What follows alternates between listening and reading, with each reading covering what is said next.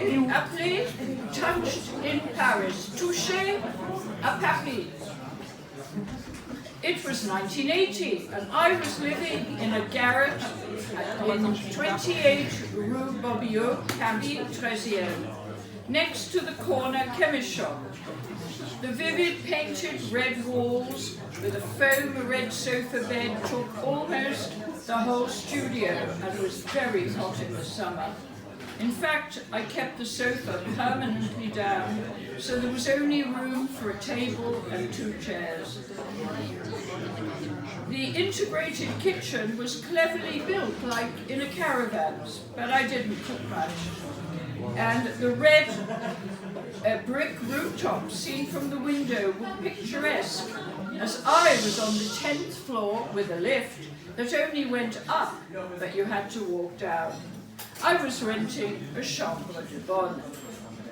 The studio was owned on the curious French legal system of vignette by the patchwork quilt teacher and American textile connoisseur Sophie Campbell. Hailing from Chicago, this strong character had been born on a train and named after the famous American singer Sophie Tucker. She had bought the studio with key money and told me it was 4,000 francs.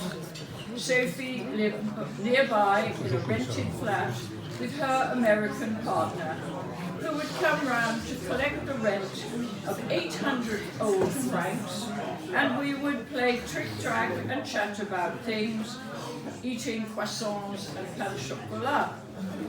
One of my regrets in life is when Sophie offered me the studio to buy, and I thought, well, why would I buy a second flat in Paris when I already had a flat in London? I left Paris because I had become nervous about walking back in the dark. Oh, Sophie, wait a minute, sorry. I'm cutting quite a bit out. Okay, it was a silent, peaceful studio. Rue Bobillot was a tree-lined street leading from Place d'Italie down to Porte d'Italie. Today, the area is hopping with Asian restaurants, but in 1980, it was quiet and frankly very dull, except for a sprinkling of Arab bars, I was told, in a small street down to the right, which joined up with the pharmacy on the corner. But I had never ventured down that street.